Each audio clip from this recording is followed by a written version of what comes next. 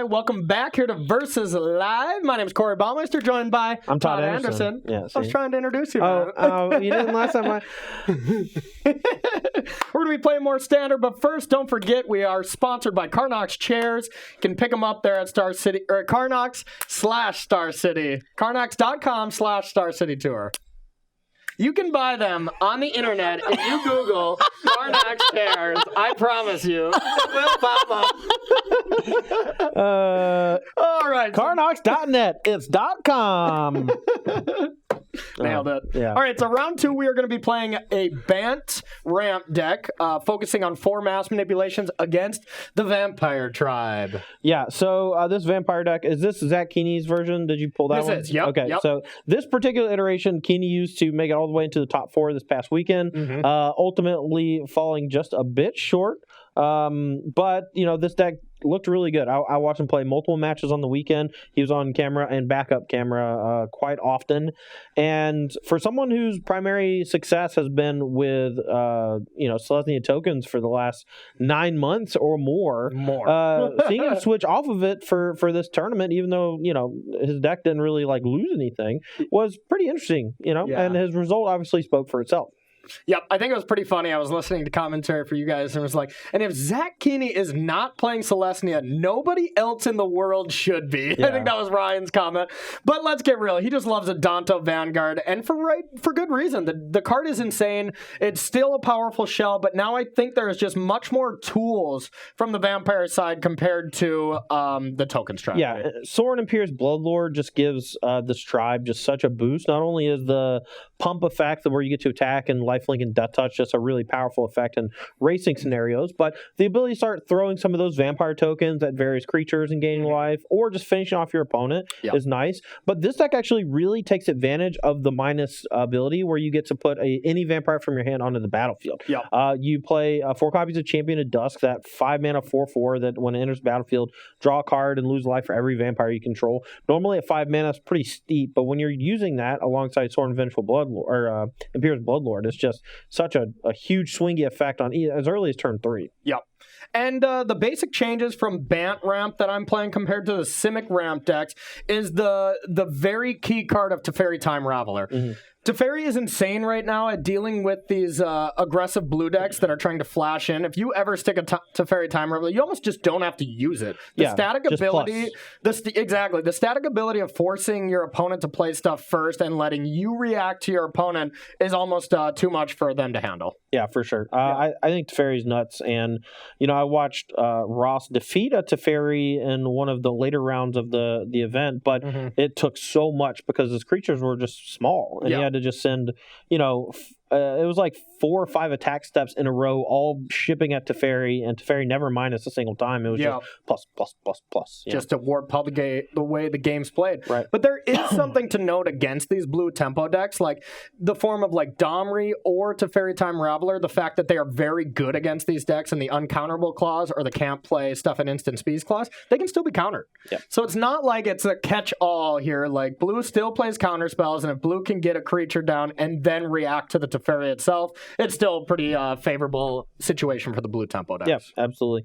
So that's going to be the matchup. This Vampires versus Bant mass manipulation. I think the mass manipulation deck is probably favored. I just don't think the Vampire deck is quite fast enough to overrun it. And if you stick a Nissu Who Shakes the World or like a mass manipulation for 2, that's going to be really bad for me. But you do have one of the most key sideboard card slots in the board in the form of either 4 or 3 Noxious Grasp. Yeah, Noxious Grasp is one of those cycles of 2 mana interactive spells that just hammer the enemies of black and green and white are just, you know, running rampant right now through the format. And Noxious Grasp just being able to knock off a Nissu Who Shakes the World or one of those mana creatures early, or just you know, kind of catches everything. So what do you think? What do you think's the best one right now? I think Grass. Actually, Noxious Grasp is the best one, mostly because it checks the green planeswalkers, and the green planeswalkers to me are pretty scary. Like Nissu Who Shakes the World is just nuts against most black decks because the mana generation is so ridiculous, and the ability to continue to apply pressure for 0 mana every turn is just nuts. It's just insane. I mean, but if you can go like Nissa, tick up on a land, Sego, and a Veil of Summer, it's just like, okay, cool. Yeah. Veil of Summer is also really Veil good. of Summer is really good. All right. Well, let's go ahead and play get some to the Magic. match. I'm going to be on the play for game one because I lost the previous match. All right. Let's take a look at this opener, and we have no lands. All right. All right. All right. So my hand is fine. This is I worked very closely with Zach Allen for this tournament. He was lucky enough. He heard the podcast, so then he messaged me and he's like, "I heard you need a deck. I got one I've been crushing with," and we worked the whole day on it. Okay. I played 3 leagues and played against 11 blue tempo decks though. So I'm like, I just have to be off it. I'm too frustrated. And then I went 1-4 in the playoffs. So I should have stayed on it. Sure. But this is one card drawn from Dreams I was not necessarily sold on, but Zach really reassured me the reason why it is there and why it is good compared to something like Tamiyo. Tamiyo just doesn't hit enough, and like you said, it's not that good when you don't have the Nexus shell with it. So we have that in hand, and I think it'll actually be quite good in this hand. So we're going to keep this. We got an early play as well as some later stuff. All right, well, let's take a look at this 7-card hand on the first mole, on the London mole. We're going to keep, but it's not particularly exciting. I think I just tossed back a land, even though I have a 5-drop in hand, just because, if I draw an expensive spell, I'm just dead anyway. Yeah. But if I draw a cheap spell, I can kind of chain into it. I think And your 5-drops cost 3. Sometimes. Maybe I should just pitch the Ajani back, though. Maybe that's the card, because... That's one card that was different in Zach's list compared to Oliver 2's list, and I do not like that card. Yeah. I do not think it's good. I'm just going to put Johnny on turns back. Your turn. Okay. I'm going to go to 18 and play a Lawnmower. Your turn. Lawnmower Elf. Lawnmower Elf. I'm actually fine with this trade because of how my hand is I'm not fine with it, so I'm going to go to 16. Your turn. Okay. No play is pretty decent. Yeah. Pretty mediocre start for me. And my draw was just insane. Teferi Time Raveler off the top was exactly what the doctor ordered here. So we're going to bounce, draw a card. Okay, and we've just drawn 3 lands in a row. So. Ew, vomit. Or 2 lands, sorry. I only had 2. At least you put the land. Okay, so I put the Ajani back. Okay. So we're going to tick up, and now we have options here. We can go Drawn from Dreams, but that will leave our Teferi vulnerable, which is something I don't want to do. Play it at instant speed. That's true. That's true. Can, if you want, you can go block Drawn from Dreams. And we could do that, but I do not want to do that because I want to be able to play this next turn. So we are just going to play it safe here in Prison Realm. Okay. And we're going to bottom the Growth Spiral because we already kind of have our mana base set up. And then a tap land. Say go. Now we're just really trying to set up for a great turn 4 play here. Here comes Soren. If I minus to put a Champion of Dusk on the battlefield, and he has some way to just bounce or steal the champion, he just gets to kill the Soren for free, and I can just hard cast the champion next turn, and even minus to put a vampire off the top if I draw it. So let's just tick up and say go. Interesting. I mean, I maybe that's I'm just gonna do it. Yeah, I think you just always all right. do I'm gonna lose a life. All right, here you go. Okay, so you're at 19. Yeah. All right. I don't know. I don't know what to do. I'm so far behind that I think I just have to gamble probably. I think you're right. I also just kind of wanted to draw another vampire, so I could go vampire minus, draw 2, That's fair. Play another one. So now I'm going to be in a bit of a rough spot here. I definitely wanted to set up the best possible Nissa, which I think this is decent, but it's still a little vulnerable, and my Teferi is going to be a little vulnerable here. So we're going to put this notably on a land that is, since I have nothing to play, I do not want to put this on a land that adds 4. Mm-hmm. So just let's do a Harbor and ship it back. All right, plus... Okay. Attack Teferi. Attacking Teferi, eh? I think I want to chump this because Teferi being able to even just bounce that Champion of Dusk, and then if I can finish off Soren, that's a huge exchange for me, so we're going to chump. Yeah, I gained 5. I'm at 24. Yep. Your turn. Okay, so Todd is flooding. And I can't interact, so it's like there's no fear of him. Like Soren's just 100% dead. 100% dead. So now I get to do quite a nice play. I don't even need to do this because I have 4, 5, 6, 7. I'm going to go to 14. I'm going to Melody. Tick up. And I don't think we need the mana, and then attack that. So there's 3 counters on it, and then I'll pass it back to you.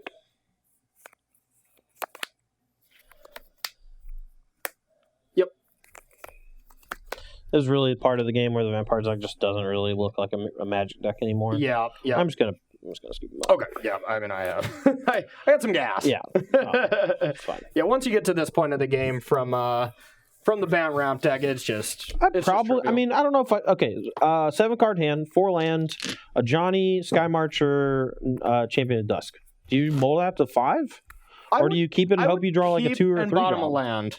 Bottom of land? Yeah. I don't think the Johnny would have done anything, though. Yeah, it wouldn't have been great, but at least you have something. And the fact is, like, you could draw Sorin to rush in the champion, as well as if you draw just 1 land, you can cast basically everything in your deck. Yeah. So I don't think the 4th land... The 4th land's basically a mulligan, because you're likely to draw Well, if I don't draw the Sorin, I think keeping the land for the champion is better if I just kind of curve out with spells. Yeah. And I just thought Johnny was so unlikely to have an effect in this matchup that it just wasn't worth keeping. I feel like if you curve out with spells, though, that you're actually doing okay in the game anyways if you drew that. Sure. But maybe I could be wrong. And I think really the big swinging point of that game was just when I top decked Teferi for turn 2. Sure. You know? Yeah. I mean, that's just insane. Otherwise, I was just going to Prison Realm your creature and then Dawn on turn 3, which would have still been good. But, yeah. That Teferi was nice. I have 3 of my 5 drops in my opener. How many Sorens? 0. Unfortunate. Unfortunate.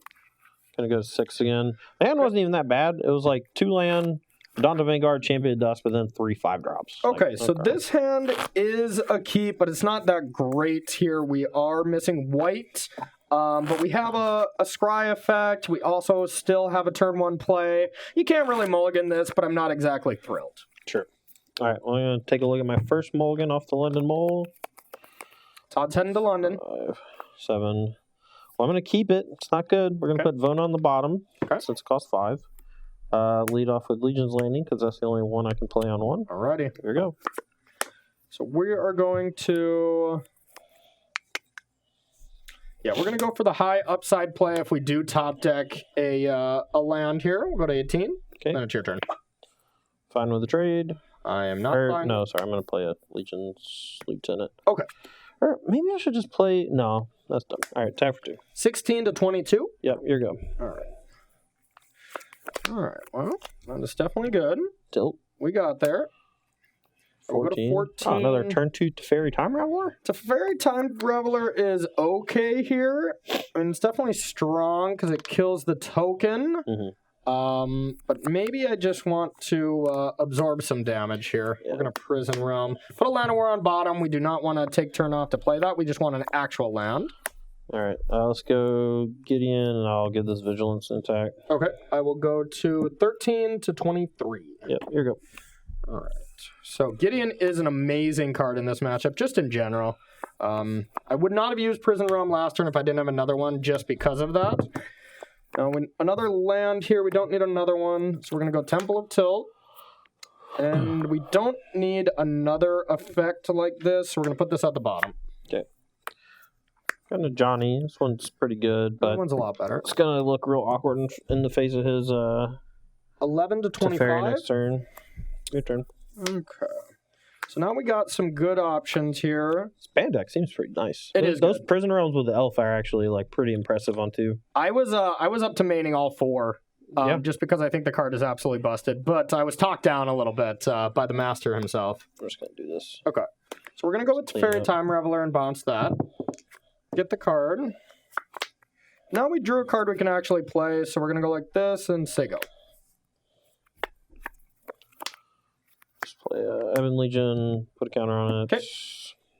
Go. All right, I will Growth Spiral out instead. Did not know that was in the deck. Yeah. That's the card I actually don't like that much. I wasn't a big fan, but you kind of just need it. Are you playing 26 lands? It was only playing 24 when it was slid across my desk. I'm like, there's no way I'm playing less than 25. Yeah, I don't think you can play Growth Spiral. I mean, are there 4 Growth Spirals? There's 4, yep. So it's decent early. But the reason why Growth Spirals are in the deck is because there's a popular sideboard plan that we were following. Against creature-based decks, we bring in 3 time wipes, and we take out the Paradise Druids, and you really need that effect after that. No, that makes a lot of sense. Okay, so now No, I believe I already ticked this up. Yes. Okay. So we are going to... No, we can't do that. But we can just cast a giant... Sorry, I'm going to tank on this one for a sec. Cast a 4/4. Yeah, I think we are just going to... I already ticked up. Just pass it to you. Okay. Play another knight. Okay. Tick up, target these two. Yep. Declare attacks. Yep. This goes at Teferi. No blocks. Pass priority. All right, I'll mass manipulation it. Okay. All right. Your turn. All right. So now we got some more options. We're going to start by ticking up Teferi. Mm-hmm. Now we at least have a blocker. That is ultimate at 7, huh? Yeah, you gotta deal damage to it or get rid of it one way. Okay. Why didn't you just steal this and then ultimate it? I probably should have did that. Probably should have done that. Yeah, that probably would have been pretty nice. I don't think Vampires is capable of beating Yeah. a bunch of. Okay, fair enough. It's fine. It's fine. It's just. I think we should still be okay. Yeah, I'm losing by a mile here. Better play. So we're going to untap this, and I think we're going to attack it right here. I'm going to eat the land, I think. Okay. So this takes 3 down to 4. I'll gain... Does it gain lifelink? I believe it does not. Gains death touch. Okay, sorry. Yeah. Okay. And then it's your turn. I saw this get plus by Imperious Bloodlord quite a bit this past weekend. Then it's always gaining life. Yeah. All right. Play this. Okay. 5, 6, 7, 8, 9. That's a tilt. All right. So close. Okay. Go at Nissa, I guess, because it can kill Nissa if you don't block. Yep, I'll have to block. Okay. You're good. All right, so now minus the Time Raveler, targeting your Knight of Ebon Legion. Definitely not. We'll go like that. Draw a card. Now we can safely... Let's do some stuff first. Okay, so 4, 5, 6. We're going to do a Crisis for 4. Okay. Draw 2. Yeah. Gain 2. Go to 13 to 25. Mm-hmm. All right. Now we are going to tick up Nissa, who shakes up this game. And we'll just do this. We'll attack this. And this at a Johnny. Kill that problem. And then 1, 2. Then we'll just drop another Llanowar Elf here. And a Temple. We'll keep that on top. We'll say go. Okay.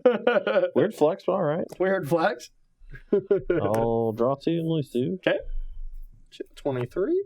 There you go. All right. I'm dead. You are quite dead. All right. You win. All right. Tapping out. Okie dokie. We're going to try to get a couple more post-sideboard games in here, so we're going to take a short break while we get sideboards ready. If you have any questions for Corey or myself about these two decks, or Magic in general, or life in general, make sure to add SCG Tour in the chat. Kyle's going to pick his favorites and ask those when we got a little time, but we'll be right back. All right, and we are back here with Versus Live, doing a little sideboarding with Bant Ramp against Orzhov Vampires. So you want to start there, Todd? Yeah, sure. Noxious Grasp in this cycle of cards is just a really powerful tool for each of the decks that can utilize them. As you saw in those two games we just played, Nissa Who Shakes the World was a huge pain in the behind, and Noxious Grasp is a great way to deal with that for just 2 mana. But, you know, if I have nothing to do early, just using it to kill Llanowar Elves or one of those mana accelerators is also just reasonable. Exactly. Vona, Butcher of Magan is great in matchups that don't have a ton of removal, or in matchups where I kind of stretch the removal thin, and I think that this is one of those matchups where if I stick a Vona off of a Sorin Imperious Bloodlord's minus ability early enough, there's a chance that Corey just can't really handle it and can't apply enough pressure to make it not worthwhile for me to minus or do the pay 7 life destroy a non-land permanent. Yep. We're going to be raising our curve a little bit by cutting some of these 1-drops. But the 1-drops are actually quite bad in the matchup. We have to win a much longer game, which is not very easy to do. I even consider bringing in Duress and just cutting even more 1-drops. But for every 1-drop you cut, Champion of Dust just gets worse. So I didn't want to cut like the Vanguards or Sky Marcher Aspirants. Okay, gotcha. And then a Johnny Adversary Tyrant you saw in most of the games. If he had just stolen it with mass manipulation at any point, I was dead. Yeah, that was a little loose. but in general, like the minus ability is not going to be great because your removal either exiles or you just don't have that much. Or I steal it. Yeah, or the plus, you would just steal it. Yeah, I agree. I don't think a Johnny actually even deserves a slot in the deck personally. I just think it's a little too expensive and it just doesn't do enough in the metagame right now. Yeah. But getting to where I'm sideboarding, Frilled Mystic is quite slow against you. I went down to just 3 mass manipulations, and then a very popular plan against creature-based strategies here is taking out the Paradise Druids for time wipes. Sure. So you don't want to have a bunch of Llanowars and then wrath them away, of course. And being able to control your board with a Wrath of God is just amazing. I think this card people have kind of forgot about and kind of slept on, and it's just amazing. Yeah. Then we're bringing Knight of Autumn mostly as just a blocker for the early game here, and then Tolsmir is just very good at killing your lords, as well as just putting up 2 blockers here. Yeah, I like all those cards. The Knight of Autumns have some backdoor use at killing Legion's Landing. Yeah. But also, like, previous iterations of these white aggressive decks all played either Ixalan's Binding or Baffling End or even the Convoke one. Conclave Tribunal? Yeah, Conclave If you need help with card names anytime, I'm your guy, bud. Oh, yeah. You have entered the Twilight Zone. Got anything for me over there, Kyle, or can we go ahead and start game 3?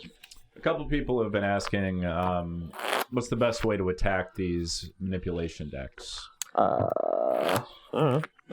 What do you lose to when you play? Because I haven't played them really. What I lose to is the tempo-based decks. Being able to get under and do something like Curious Obsession and then being able to counter spells from there on out. That is the whole reason why I switched off it for the weekend. For this weekend's Mox playoff event, I was not in Worcester, but those are the bad matchups for Bant decks. So it's just expensive spells that if they ever get countered, you're just in too much trouble. Yeah, no, that makes a lot of sense. That's why we have Shifting Ceratops on the board, just to give us some game. You have Veil Summer, I assume, as well, right? Yeah, I believe. I'm not even actually a million You percent. probably should if we don't.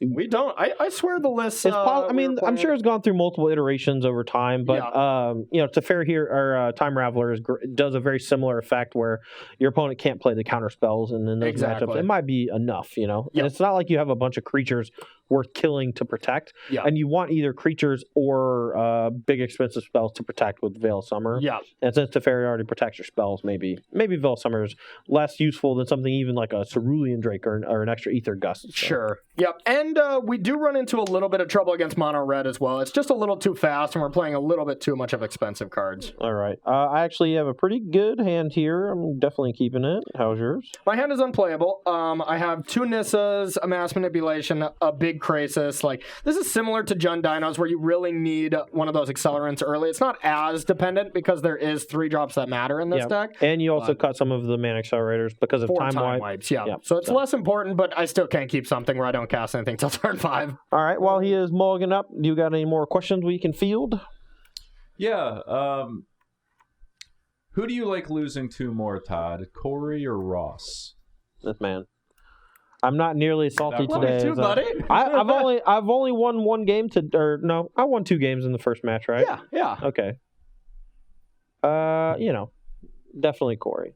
There's something about Ross. I think you guys have just worked together so long. You have gained your colorful banter back and forth. We'll say that. Maybe I became the character I was trying to portray. You're going to find out soon, because Brad used to lose his mind against Ross as well. Really? Yeah. Really? It's just Ross. Yeah. I'm pretty sure Ross just brings the bad out of you. I like Ross. He's a cool dude. Okay, so I'm going to keep this hand, but we have some problems here. This is basically impossible to cast in our hand right now, even though we probably are going to need it at some point. So that is my struggle here. Maybe I just want to put this to the bottom because I don't think I'm going to have time to cast this. Yeah, we're going to do that because I think we will need this later if we're looking at my hand. Okay. Start off here with the Knight of the Ebon Legion, and I'm going to do a trick next turn that I think some newer players might miss, but it's something that came up quite a bit this past weekend that I want to show you. Hey, no tricks, man. Oh, So no. we're going to start with Temple. I do have the option to play a Llanowar here, but I want to be able to get this land into play. Okay, so I think I actually am going to keep this, even though it's a little awkward. Yeah. Okay. Now, we're only going to be dealing 1 to you anyway, so let's just go ahead and knock you for 1. I'm guessing you're going to take 4 damage this turn. Yeah, so I'm going to play Dante the Vanguard, and what I'm going to do is I'm just going to pay 4 life. I'm going to go to 16. And then the trigger on Knight of the Ebon Legion says, at the beginning of your end step, if any player lost 4 more life this turn, put a counter on it. So this 1-2 punch, in matchups where your opponent's not pressuring your life total, you can pretty freely pay 4 life here on turn 2 just to grow the Knight, and that increases your clock a little bit. Yep, I think this is a perfect play to do against Simic Nexus and these ramped style decks. Yep. You don't want to be jamming this against mono red here, but that's a very heads up play, Todd. Okay, so I'm going to go a Llanowar and a Hollowed Fountain tap and pass it back. So we're just doing a little bit of setup here. Okay, I'm going to smush in for at least 5. No blocks. I'm going to mortify your Llanowar elves. Okay. You take 5, you're at 14. 14. And then in a turn, you lost 4 life, so this will get a counter. Okay. There you go. So we're going to untap. This isn't the worst. We have a decent turn here. Nothing insanely special, but we are going to go to Fairy Time Reveler and bounce this since this is getting quite large. And now if Todd wants to kill it, he has to waste his whole turn to do so. All right, I'm going to plus and gain life. Sure. So you go to 19? Yeah. Okay. Your turn. No land for the Knight here is pretty big for us, so we got to assume Todd has 4 spells in hand. So right now we only have 1 play. I think it's completely reasonable right now. We'll just do a Krasis for 2. Okay, so you This go is to 15. actually, post-board, this is actually a pretty common thing to do with the sideboard plan of time wipes. You just get to pick it back up. It's nice. All right, we're going to make this lifelink again. Okay.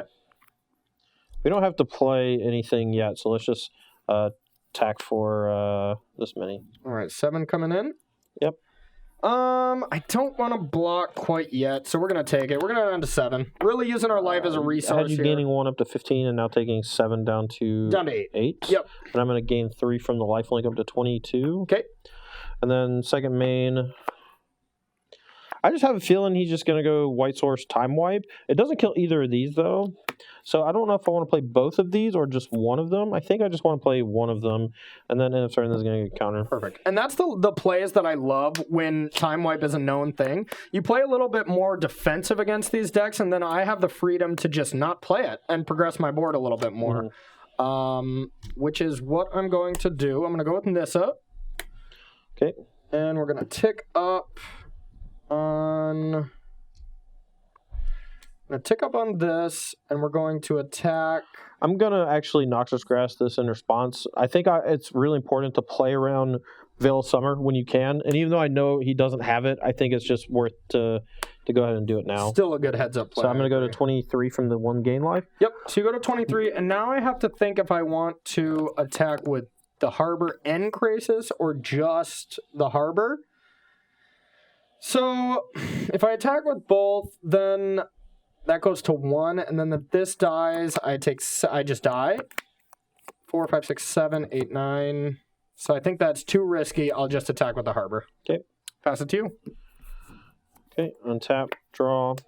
Let's tick up this gains lifelink again. I'll attack with... I don't really want to attack with this because I don't really want to pump it. Let's see, so right now it's a 2-3. If I pump it, it becomes a 5-6. So there's no way you double block it, but you very easily could just block here and then force me to spend a huge chunk of my turn. But maybe that's worthwhile. I just have 2 more things I want to play. I think this is fine. I don't know. I guess just paying, yeah, whatever. Because you're not able to check, like, you have to block with something, so you can't clear this next turn. So... okay. Yeah, I like the aggressive play here. I'm pretty unsure of what I can do or what I can draw after this. Yeah, I'm pretty sure his best play is actually just chump this with what you call good. Or no, because 3, 5, it's 8. I can just block you can't this as well. but I just cannot deal with Gideon. My hand is quite bad. I did not develop very well. And I actually have to take 2 if I were to want a time wipe, but time wipe doesn't even do anything right now. Right. So when it comes to that, I just have to be thinking about what are my outs. And as far as outs, I think I need like a mass manipulation or something, or Teferi into Prison Realm. I think that's my out, is Teferi into Prison Realm to be able to bounce something and kill the Gideon. So you can't lose this. Yep, exactly. So you just jump this and go to 1. Yeah, because I also just have, conveniently, 3 Shocklands here. That's T. So I think I can't do anything, so maybe we'll just go here and here. That's a pretty good block, I think. All right, we are going to pump to save this. Okay, so I'll take 3. Yep. You gain 3. You got a 5. I got 26. I'm gonna spend. You didn't lose 4 life, so I'll spend 4 life to put Okay, so this you down. go to 22, and Yep. I go to 5. Yep. Okay. Your turn. All right, and I will die a horrific death. So there you saw like a really good start from the vampire deck. Knight of Ebon Legion into Adonta Vanguard is a really great start. That 1/2 punch lets your knight grow over the first few turns. And then obviously Gideon on 3 as the follow-up was just super strong. Yep. Gideon's just so resilient at attacking the metagame right now. Like, it just doesn't die to basically anything. You know, I mean, you need to mass manipulate it or Prison Realm. And I don't know why Zach must have changed it up for the Classic, but we had 4 Prison Realm in the 75 before. And I think that's necessary for this matchup. Like, Gideon's so hard to deal with, and Prison Realm is kind of the blade against it. But, yeah. Must have chose against it. Anything from Twitch chat while we're shuffling up for next game? Yeah, Zenyatta. It's a nice name. Ask, how do you feel about History Benalia in the Orzhov deck? It said there's at least like 13 knights already in the deck. There are a lot of knights. Yeah, I don't mind it. I think the deck's a little heavy on black. I think that the decks are kind of built in a... I don't want to say that they're in their infancy because they literally only are going to exist for another 2 months. But traditionally, aggro decks falter when your 1-drops are 2 different colors. And I thought it was kind of a testament to the strength of the tribe for 2 different iterations of vampires to make it into the top 8, both featuring white and black 1-drops, because... You know, when you have like 5 swamp and 5 plains, a lot of times you'll draw swamp with a white 1-mana opener, and vice versa. Yeah, it's 7/7. Yeah, and then like it just gets, it's so much worse after that, right? Like all your 1-drops just get so bad so quickly. So I don't know. I mean, it's if you want to go heavier white, you could play History Benalia, but it's not a vampire. It doesn't work with any of your vampire stuff. Yeah. So it's a good. I would just, in that situation, I would just play White Weenie. You know, just play the normal White Weenie deck with Tribunals and Venerated Luxon and stuff like that. It's interesting because the Knight and Vampire tribes do have a lot of crossover, and History of Benalia is just insanely powerful, and it's not being played right now. So I do think it is closer than it seems. Sure. Okay, so I'm on the play, right? Sure. All right. A weirdo hand. I got a decent hand. We got an accelerant. We got some things, so we're gonna keep it. I'm gonna keep. It's one of those hands where I just you have to. You don't have to keep, but if you keep, you're gonna lose like 9%. Oh, that's the spirit. Well, we don't have another land here, so we do kind of got to get a little lucky. What? I thought you said those out. We kept in one. Okay. Your turn. Okay, that is pretty awkward. Ooh, that was a good draw. Okay, so we're gonna take 2. We're gonna go to 18. All right, and we're going to fix all our mana problems. 5, 6, 7. Okay, so I think we can fix our mana problem and get a very relevant spell here. Or we can just straight fix our mana. I think it's better to do this pair here. We're going to take those, put 2 of them into your hand, and the rest on the bottom. Okay, and then pass it to you. Okay. I will. Don't do it. Don't do it! Who can relate? Okay. Yep. All right, so that's pretty strong. So the cards we kept, I wanted to conceal them a little bit, was land and Nissa. So we had the 5th land drop and a Nissa to be able to, well, let's just say play Nissa. Nissa's insane. I can't kill it. I can only attack. Oh, tight. Yep. Okay. And then I'll pass it to you. Okay. Well, I actually have a pretty good turn then. Yeah. Well, that actually changed things quite a bit. Now I don't know what to do. Well, I don't like that. Mm. Our hand's still got some gas here, too, so we gotta... Even if Todd deals with Nissa, they're not green, if that's what you're looking at. Oh, is that right? Oh, is that right? The stone cold face. So we call a poker face. Okay, so now the thought that I should be thinking here is if Todd is going to try to Soren, throw something at the Nissa, and that's an exchange I'm willing to make, so I'm just going to let this go down to 2. Okay. It does the same at 2 or 58. I'm going to Legion's Landing and Soren, but... Oh. But wait, I don't know if I want to plus and kill the Nissa, or if I want to minus and draw 2 with a Champion Dust. Oh, that's tough. I think I want to minus and draw 2 Champion Dust. So you can take this up to 3 and make a 3/3 next turn, but I have 2 blockers, and I'm going to draw 2. Reasonable. All right, here you go. Okay, so that is at 1. Now we have some options. Now, I kind of want to make sure I get this Gideon off the battlefield. We're life totals right now. I just took 2 to 18, and I got 18 to... I think you're at 20 still? I'm at 18 as well. I took a pain. Okay. 18 to 18. all. Okay, so...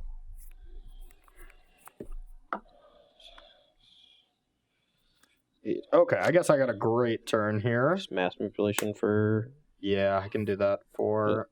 It says 2, 3, 4, 5. 2, 3, 4, 5, 6, 7, 8, 9. So you have 8, so you can do it for 2. So this is for 8. If I tap this again, so I'm going to do it for 2, taking this and this. And then I'll attack Gideon. Why don't you just take Gideon? I don't know if I want Gideon. Okay. I think I'd just rather... I don't know how you beat this board state, you know? Yeah, fair. Probably can't. Yep. Mass manipulation. Gideon's much better on your side, yeah. That's real good against Real good. Probably should have just always Noxious Grasp, but I just had the rest of my turn was just so bad if I just Noxious Grasp. Yeah. That's kind of the choice you have to play. This matchup is definitely very favored to the person on the play. Noxious, the Nissa. This is Noxious. Sky Marcher, toss it at one of your... So you're lands. at 19. You gain 3 from that as well, right? Yeah. 22. Harbor's down. So we got 18 to 22. Heading back my way. Heading back my way. I'm gonna hit the highway. But there's gotta be a better way. A better way. All right. So we are going to begin with the scry. We'll keep that on top. That's a nice one. All right. So now, just to make sure nothing dies, we're gonna attack this. It's not green, and then you for 7. Cast down this. You're dead. Yeah, got me.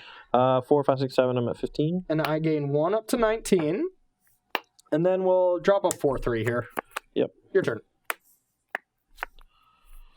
All right. I will play a Soren and a Legion's Landing and throw the token at the 4/3. 4/3. Okay, you gain 3. Go to 18. So we got him on the ropes, but still clawing back in to stay in the game. That should be a 1. No, plus. Oh, it plus. That's right. Now, do I even care about it? I probably still should. Now, we're going to play this first to make sure there's no shenanigans. Now, he cannot play anything. So, no, there's no reason to not just strip the resources here. So, Soren. 5 and 5. You, 5 and 5. All right, I go to 13. Shoot a 13. And then go like this and just tick up. Pass to you. Here you go. Okay. I'm dead, but I'm just playing it out. We did. All right, so we're going to attack for 6, 7, 8, 10. 9, 10. 3. Down to 3. All right, we're going to make a wolf. No fight. Woof. Wolf, wolf. For funsies, we're going to bring it back. All right. Have one in the chamber. Your turn. All right, another land. All right. So this was definitely a case of me just needing to check the Nissa the turn that I did not. And if he had the mass manipulation, the Nissa gave him the extra mana to steal 2 things instead of just 1. Instead of just 1, yeah. The problem is no matter what I do, like if I just Noxious Grasp and play Legion's Landing or whatever. Well, you had Gideon. I have Gideon on the battlefield. I just would have took it. Right, you steal Gideon. Yeah. And then I'm in a spot where, okay, my hand, I can go Sorin and Pierce Bloodlord minus, make 2 things. But, your hand was still just insane. Yeah, I still had a time wipe as far as a Wrath. I think this matchup really comes down to the play. I think this is very important for the play, being if you can out-tempo me, hard to deal with threats, my time wipes aren't good enough. And I also just need to apply pressure early. If I'm on the draw, and I kept a pretty slow one on the draw, but it had Sorin and Champion of Dust, and that's like, I love that combination of things. It was Gideon, Sorin, Champion, 2 Chapels. 2 Chapels. I had like a basic. I was just kind of sandbagging to make it look like I was like really weak. Okay. I don't know. I probably should have mulliganed just because I didn't have a turn 2 or 1 play. It does slow down a lot in post-board, so I actually think that's fine, because if you're able to go Sorin into Champion, I think it's quite strong. Yeah, I was really hoping to just draw Vampire on 2 and cast it, and then Sorin minus on 3. Yep. But I gave myself like an extra turn to draw it, since I think on 3 I actually drew a Legion's Landing. And then I just waited until turn 4 to go Legion's Landing plus Sorin minus. Mm-hmm. But, at that point, you'd already had the Nis on the table, and I was just too far behind. Yep, exactly. Anyway. Got any time for any questions, or are we running low? I don't know. Let's check. Got time for like 1 or 2 if you got them. I don't have any at the moment. All right, let's play another game then. All right. One more game. I love this deck, so I'm hyped to play this. This deck is so much fun to play. Right. Zach Allen really did it. I think, regular traditional Simic Ramp is much better against, these Esper control decks, but with not seeing a lot of them, they're much worse against the tempo decks. Mm-hmm. But the addition of White and Prison Realm and Teferi gives you game against these tempo decks, as well as just being able to play better cards, in my opinion. And Time Wipe is something that when people know about it, it's not quite as good. So now that moving forward, this is not going to be the best game plan, but I think it was a great thing for Week 1 Standard. I don't expect the Time Wipe thing to be really standing the test of time on this one. Sure. This hand is, if I just had a second land, this hand was nuts. It's like 1 drop into multiple Danto Vanguards into Sorin. But Same. That one needed a second land as well. Yeah, I think people are really skimping on lands in this deck. I would very happily just play like 1 Temple of Silence as a 24th land or something. Is that the Return the Enchantment thing? No, just the one. Oh, the black-white just one. play an extra land, but it's like a temple, so it kind of functions similarly to a spell. It's like there are openers that have a Temple of Silence, and you're just like, well, this comes into play tap, but it's not replacing a land. Yeah. Like it's just replacing But when you need to cast that Sorin on 3 to play Champion of Dust, Temple of Tilt is on top, right? Yeah. That's just its job. All right, so let's take a look at our first London Mole. Ew. And this hand is a lot better. My hand is a lot worse, but I'm on the draw. We're just going to put a 5 on bottom. I still can't keep it. It's horrendous. Okay. This deck does have a lot of very awkward draws. That was one thing that didn't really appeal to me, is you have so many X spells that are gigantic and a bunch of ramps. So if you have too much acceleration, not enough payoff, it's bad. If you have too much payoff and not enough acceleration, your hand's unplayable. I think you can. Kind of the problem. I think you can keep a lot of hands that have acceleration and no payoff, and then just hope to draw the payoffs. Yep. And I think Drawn from Dreams actually works really well in that scenario. Yep. Okay, so I'm down to 5. Mm-hmm. I'm going to get rid of this, and I'm going to get rid of... Unfortunately, it pains me to get rid of Nissa, but we're going to get rid of that. All right. We're going to start off with Knight. Your turn. All right. Pass it to you. Sedanto, attack for 1, then pay 4 life. Love it. So I'm at 16, you're at 19. 19 to 16. And because I lost 4 life, get a Get counter. the trigger. Feels like cheating, really. Your turn. It is weird. It's good. So good. Okay. We're just going to play the Sorin here. Okay. So let's send it to 5. Put a counter here. Okay. Pay you for 4, 5, 6. You're at 13. 13. I'll gain 4 up to 20. And then Knight will get another counter. All right. We're completely in this game. It's going to be very easy for us to win. Just kidding. I mean, I have to just realm that. We'll put that on the bottom. We don't need another land. We'll pass it to you. I don't even know if we can survive this. Okay.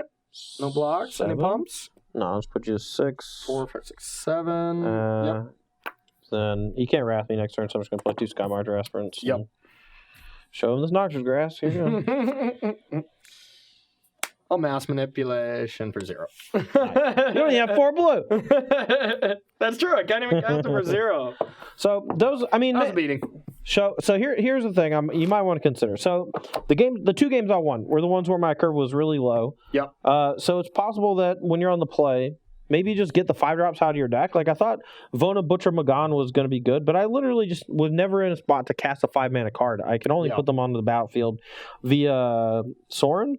Yeah. So I think Vona is definitely a lot better against like Simic Nexus, right? When you can just blow up their stuff and get it in when it's or the unconditional. Risen Reef decks maybe just because they're trying to hit the battlefield a lot harder than or you. even mono red because it's just a lifelink body. Yeah. But here, especially when I have Teferi Time Revelers, if you sneak it in with Sorin, I just bounce it. You're just like, okay. But I don't think you should ever take out Champion of Dust with Sorins. I think it's just that's too the important. 1-2 punch. They're too good. But I like the idea of taking Vaughn out. And honestly, if I was on 7 cards there, I don't think I was winning that game with any configuration. No, like your draw was just too good. Well, if you go turn 1 Elf, turn 2 Teferi bounce. Like I killed the Teferi, but my development is just really stifled. Yeah.